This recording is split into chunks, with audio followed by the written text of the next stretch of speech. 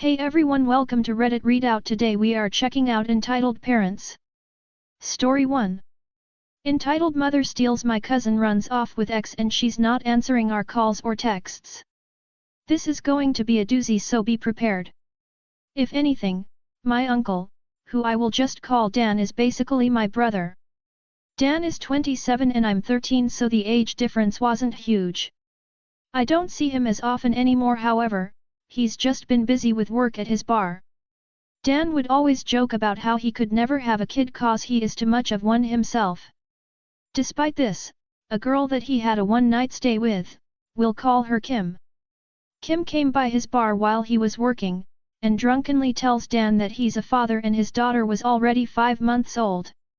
We did a DNA test and yes, he's the father. I could maybe imagine my uncle having a son, but never a daughter. When we first met my uncle's daughter, my cousin, or Mary as we'll call her, I instantly fell in love with the little bundle of joy. To give farther information, Kim had lied to her parents saying that her boyfriend at the time, he'll be named Pedro, was the real father. It's important to note that Pedro was Indian.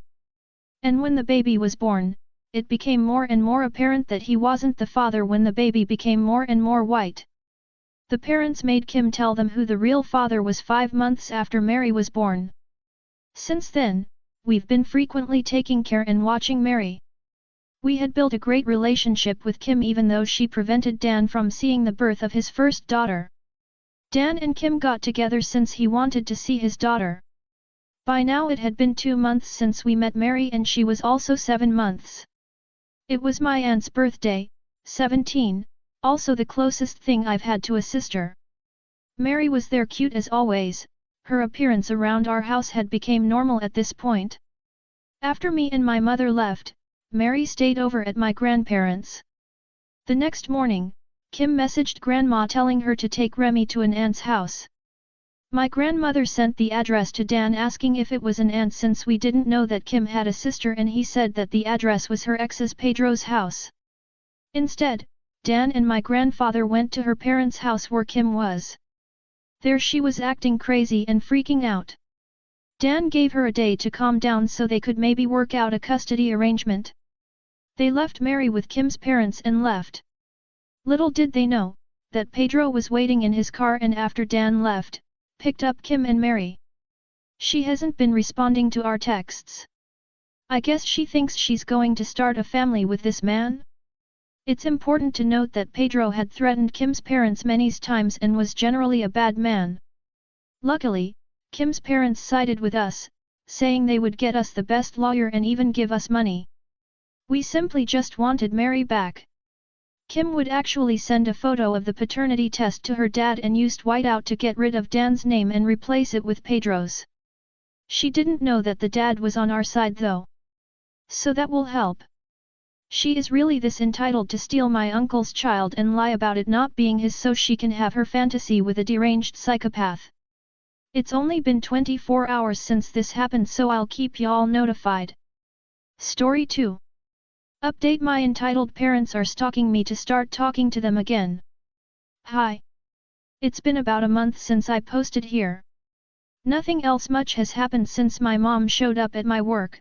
I think they actually got scared when I filed the police reports. I did find out some more stuff that put some things into perspective. 1. A friend of mine was contacted by my dad, not looking for me though. Apparently my dad bought like 1K worth of computer stuff for his business and it immediately broke. This was nearly around the time I was harassed at work. 2. I called an older half-sibling that no longer talks to my dad.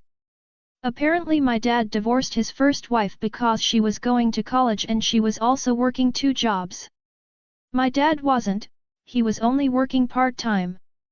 So when she asked him to get a full-time job, he joined the military in what seemed to be a passive-aggressive move and told her they were moving. Meaning she'd have to drop out of college. So he has a history of controlling behavior long before I was born. As for my mom, I've been going over it in therapy lately. But after talking to my therapist and some friends, everyone seems to agree she's got some really bad emotional incest going on with both me and my sister. My sister actually came out as trans a few years ago and my mom blew up saying people called her father gay so her son can't be gay. My sister is named after my maternal grandfather. I remember my mom saying she tried to give my sister my grandfather's middle name too but grandma told her no. So I think my sister was literally supposed to replace my dead grandfather, who died before my parents even got married. She also told me that my sister's her favorite because she can relate to her more, as she puts it they both don't know what they are doing, they have nothing in common though and my mom literally knows nothing about my sister. With me she told me I'm the capable one which is a laugh because it just means I'm the only one that can work a full-time job. She's only talked about my autism positively when it's about me getting education grants. I don't need any. I used to be the one she vented to about her marriage problems. I don't really care anymore though. She likely wanted to get me back in her life to be her therapist/marriage counselor. Maybe ask for money cause she's down 1k now. But her husband threatened to kill me and they both wanted to steal my car so not my problem. The restraining order seems to be going nowhere. However, I'm going to talk things over with a lawyer. Even if that doesn't work I want to get them off as people that decide medical decisions and such if I'm incapacitated. Make sure there's no loopholes legally where I have to take care of them if they are too old or inherit the debt they've been racking up. My therapist says that's all a part of going fully no contact too, so I want those covered. Edit, I just checked since people warned me about it. I do not live in a state with filial responsibility laws. I'm not legally expected to help them if they need to be cared for.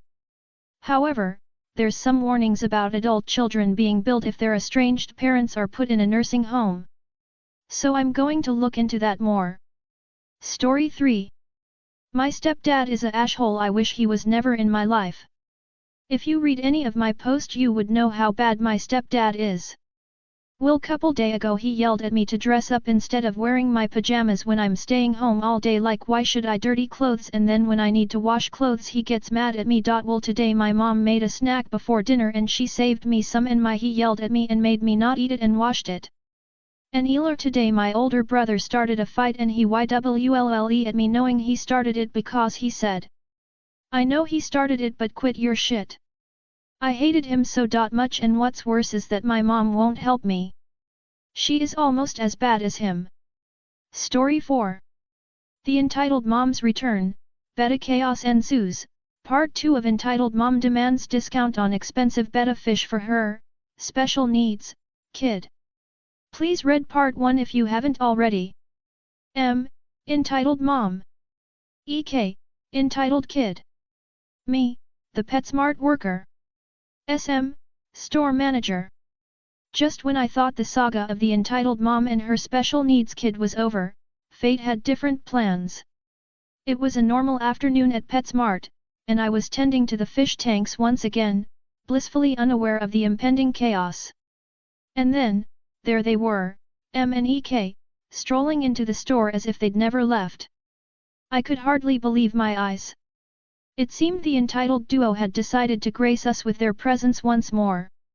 M's demeanor was different this time. She appeared more composed, perhaps having learned a lesson from her previous banishment. EK, however, was as rambunctious as ever, his enthusiasm unchecked by past events.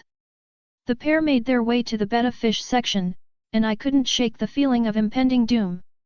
My fears were realized when EK, in his reckless excitement, knocked over one of the betta fish containers, spilling water and the fish onto the store floor. I rushed over to assess the situation, a mixture of concern for the fish and frustration at the DJVU. The SM was promptly alerted, and as he arrived on the scene, M's entitled facade cracked, revealing a hint of embarrassment. SM, who had dealt with them before, managed to keep his composure.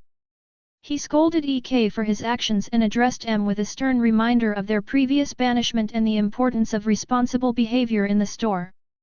As the SM and I worked to clean up the mess and rescue the displaced betta fish, M began pleading for a second chance, insisting that her son had learned his lesson and promising to be more careful in the future. While SM considered her plea, I couldn't help but feel a sense of déjà vu. M's words seemed eerily similar to her previous attempt at manipulation. Still, SM decided to give them one more chance, albeit under strict supervision. As M and EK left the store, I couldn't help but feel a sense of foreboding. Something told me this story wasn't over yet. Days turned into weeks, and M and EK returned, seemingly abiding by the rules and behaving themselves. I hoped that perhaps the entitled duo had truly learned their lesson and would become responsible pet owners. But then, the unthinkable happened. As I was assisting another customer, I heard a loud crash and turned to see EK had knocked over not one, but 5 betta fish containers, creating a watery disaster on the store floor. The chaos that followed was both frustrating and surreal. Fish flopping around, water splashing everywhere, and the SM's face a mix of disbelief and irritation. M's faade crumbled as her entitled protests fell on deaf ears. This time, there was no mercy. SM's patience had worn thin, and he firmly informed M to GTFO, with no chance of redemption. M's protests escalated into a full-blown meltdown as she realized the gravity of her actions. She had not only disrupted the store, but she had also put the lives of innocent animals at risk. As SM escorted M and EK out of the store for the last time, there was a collective sigh of relief among the staff and customers. Afterward, we contacted HQ, through complicated means, and they reported that the same woman had come into multiple stores, 3 or 4 I think. To them, this was the last straw. Over the next few days, they worked to ban M and EK from most of the PetSmarts in the area and contacted other pet stores in the surroundings as well. I, for once, really hope this is the end of it all, and the entitled duo's reign of chaos had finally come to an end. Story 5. Entitled Step Monster. I am the mother of 2 beautiful daughters. My ex and I divorced when my girls were 2 and 4. It was a nasty divorce, but once it was over, we actually started to become friends. He remarried, and that's when everything went to hell. She was nice to my girls at first, but after they married she was a bitch to them. She didn't like me at all. And it quite since we never had a conversation. She controls my ex and never allowed him to talk to me, and we have kids together. Anyway, yesterday my oldest was married, and my ex-husband's wife planted her ass on the aisle seat, closest to the bride, my daughter. She perched there like it was her daughter getting married. I just think it was disrespectful and in poor taste. It's a moment I'll never get back. I don't know why this woman, if you want to call her that, felt like she was entitled to sit in the aisle seat closest to my daughter. That's all for today. Please don't forget to like and subscribe.